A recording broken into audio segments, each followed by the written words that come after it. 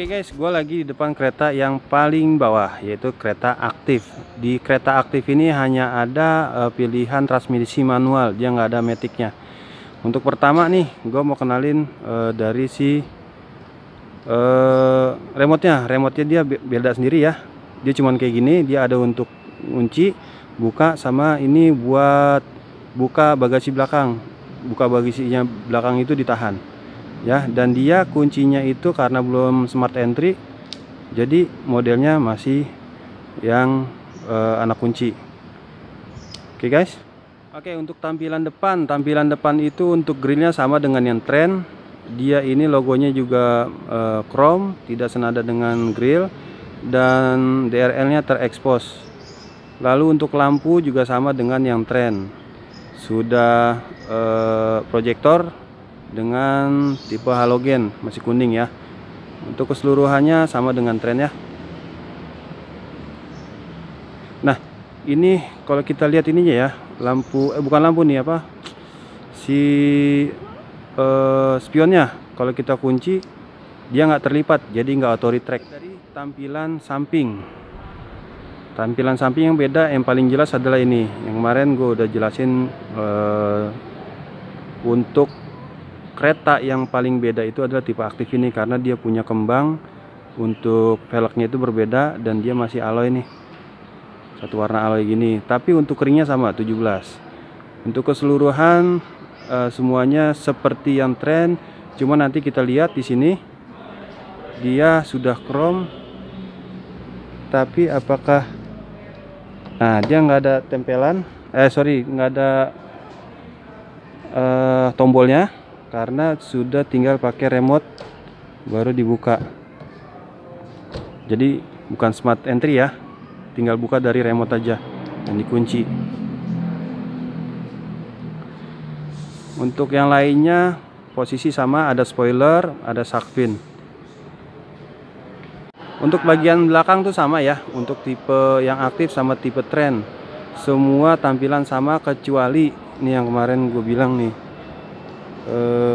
dia itu nggak ada defogger, polos ya kan, nggak ada defoggernya, dan dia nggak ada tulisan aktif loh ya.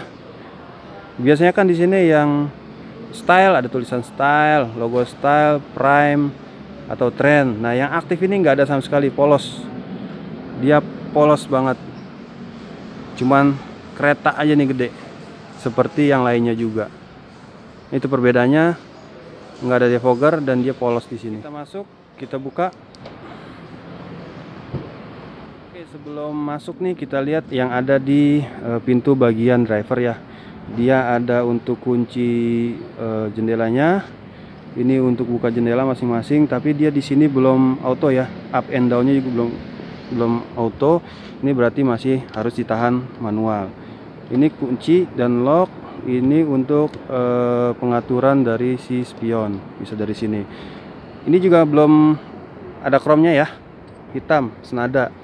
Dan dia soundnya itu standarnya Hyundai, masing-masing pintu ada satu, jadi totalnya ada 4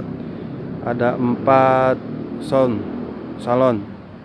Oke, kita lalu ke interiornya. Itu untuk bangkunya ini udah woven nih, enak sih, sentuhannya udah lumayan. Dia memang varian yang memang bukan kulit ya. Untuk pengaturan bangkunya sama. Untuk ini, untuk starternya dia anak kunci, cuman satu-satunya di dia aja. Sama sini udah ada, kita masuk ke dalam. Nah, untuk konsol di setirnya dia cuman tilt steering atau ada still steeringnya ada. Untuk pengaturan sininya sama dengan yang ada di Trend untuk trip reset, karena di sana masih ada clusternya, itu masih ada tampilan 3,5 in, dan odometernya segala macam itu masih yang analog ya. Untuk yang konsol kiri setir itu masih sama. Untuk yang head unit pengaturannya masih sama. Kemudian yang beda itu dari si setirnya nih. Setirnya bukan, udah nggak kulit seperti yang di tren ke atas nih. Dia standar lah ya untuk setirnya. Bahannya juga standarnya mobil yang pada umumnya. Oke, bukan kulit ya. Kemudian kita ke sini, head unit sama. Untuk si AC dia masih manual, putaran semua. Tombol-tombol ini untuk udara masuk atau keluar. Ini pengaturannya di sini. Tipenya ada yang bisa di bawah, ya kan? Depan, belakang ada pengaturannya. Tapi semua manual. Untuk power outletnya ada USB untuk head unit dan untuk charger sudah ada. Tapi memang dia sudah tidak ada wireless charging. Cuman di sini dia nggak ada wireless charging, ya. Nah ini untuk handle persnelingnya nih. Nah di sini ada tombol nih untuk bisa ditarik. Ini fungsinya nanti untuk kita masuk ke gigi R.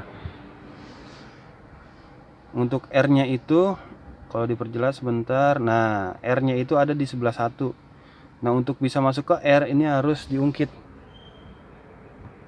Nah kalau kita ungkit, ini masuknya ke R. Ini kopling gua injak ya. Tapi kalau nggak diungkit begini, kalau nggak ditarik ke atas, ini masuknya ke satu. Jadi untuk ke R ini harus diangkat.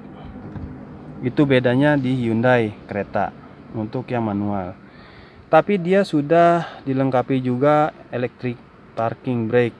Masih dilengkapi juga sama auto hold. Oke lah. Lalu di bagian konsol tengah itu kita ke atas dulu deh. Kalau ke atas itu lampu kuning dan dia untuk yang aktif ini sudah tidak ada blueling. Jadi kosong blueling. Sun visornya sama sun visornya. Untuk bagian depan ya sama ya. Selain dari yang udah tadi gua sebutin, dia juga masih dilengkapi armrest sama. Oke, coba kita ke belakang. Kita ke belakang, ini semua bangkunya sama, depan belakang woven sudah bahan ya. Oh ternyata masih ada armrest belakang ya, sama cup holdernya. Cuma beda bahannya aja nih, dia belum kulit. Tapi untuk armrest juga sudah ada. AC belakang juga sama, posisinya di bawah. Untuk chargernya juga sama. Ini sama sih, ada kantungnya juga untuk yang di belakang. Tapi yang di sebelah kanan ini nggak ada kantong nih. Kalau yang di tipe tren masih ada. Ya. Dan ini nggak ada aksen si krom-kroman nih. Belakang juga nggak ada. Oke, tampilan depan seperti ini.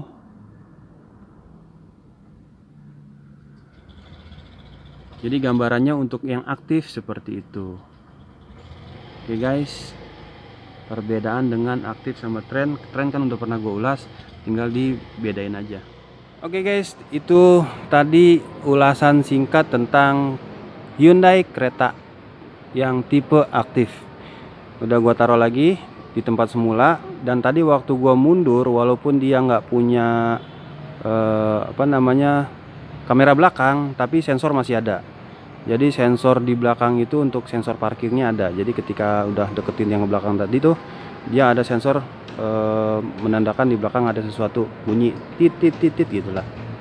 Ya guys, Hyundai Creta aktif beserta dengan Staria dan stok lainnya. Ini banyak nih. Ini prime semua nih. Ya, body kitan semua. Tinggal siapa yang mau beli aja. Dan dia satu-satunya yang aktif. Oke guys, terima kasih, like dan subscribe-nya. Thank you.